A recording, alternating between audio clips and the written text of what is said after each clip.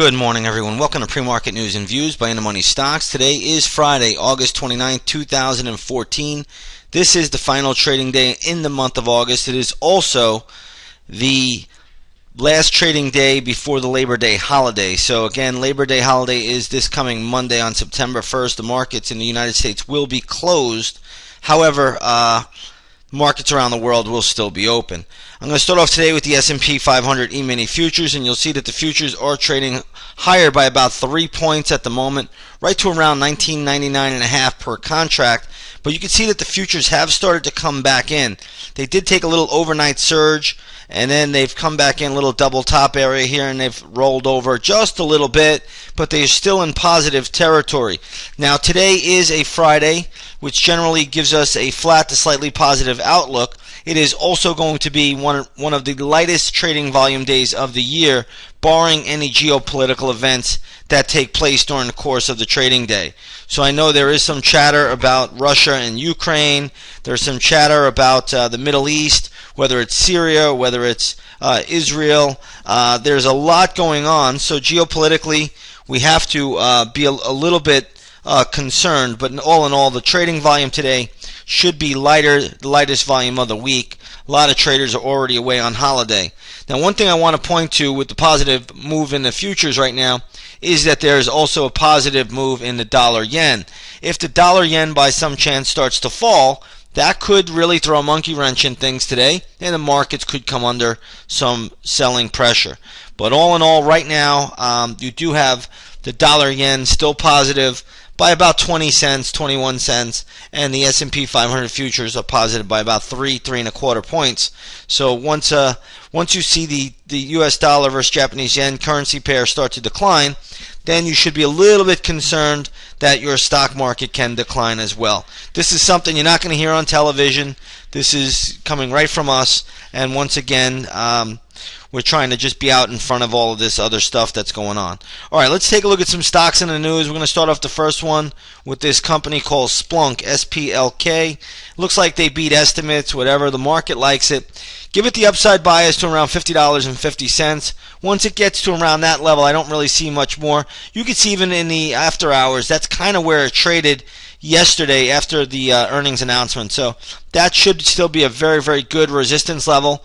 But nothing bad here. Stock's a pretty good gap up. You want to respect it.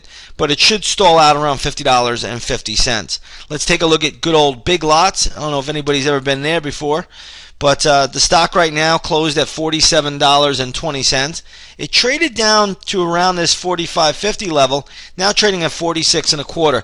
I do have a support level for you on Big Lots, and that's going to be around $44.10, $44.12, give or take a couple pennies, right around that level. That's a spot I see for Big Lots to hold support. So keep that on your radar today. If it gets down to around 44, 44.10, that's a good level of support intraday for Big Lots. Other than that, I really don't see a lot of upside in this equity. And once again, it is trading down about $1.20 from where it closed yesterday. It closed at $47.20 on the session. Let's take a look at this VIVA. I must say I've never traded this stock before. I believe it's VEEV. And what you'll see here is that the stock right now is trading up decently. It closed at $24.96, now trading at $28 a share. Give it the upside bias to $31. I mean, that's where I really see big resistance, right around $30.85. That's going to be the big resistance point for VIVA today. So again, watch that one. We'll see how it plays out. Let's take a look at OVTI. This is good old OmniVision technology. Stock is trading at $27.80. It closed right at $27.18. So you got a little bit of an uptick. Give this one a little bit of an upside bias. Should stall out around 28.5. I don't think it goes much higher than that. There's also a major resistance level around $30.32 on the session. Let's take a look at this NXPI. What you're going to see here is that the stock surged higher on some news this morning that Apple is doing a joint venture with the company on one of its I guess pay by touch on the next iPhone. So you're going to be able to pay by touch using this technology. I don't know if it's a rumor or what, but the stock spiked. Now it's coming back down to reality. It's currently trading at $68.95. It is overbought already, even at this level.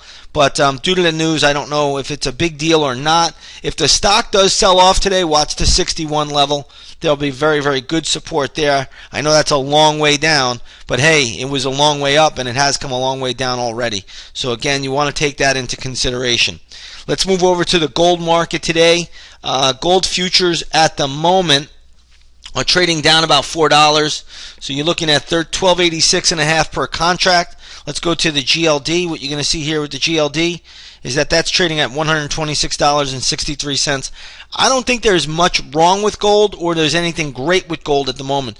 Gold looks like it's still putting in that choppy sideways pullback, and that's probably going to be the case until Labor Day.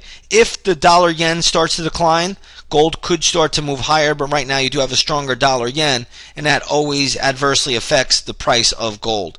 Let's take a look at the USO this morning. What you'll see here for the USO is that, or I should say crude futures.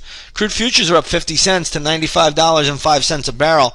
So good little pop, crude moving up before the long holiday, and there's going to be a lot of driving, a lot of airplane flying, so a lot of transportation will be taking place this weekend, and of course crude goes up. That's the norm. Let's go to the USO. We'll see here the USO is trading at 35.47, so good little pop. I don't know if there's much upside from here, but either way, it's a good little uptick. Crude usually is strong ahead of a major holiday. That's generally what we look for, generally the consensus. So I'm going to leave it here this week, short and sweet. I want to wish everybody a great Labor Day. Again, the volume will taper off after the first hour of the trading day. I think today could easily be the lightest volume day of the year, barring any major geopolitical event taking place. With that being said, have a great trading day, everyone, and we'll see you on the charts.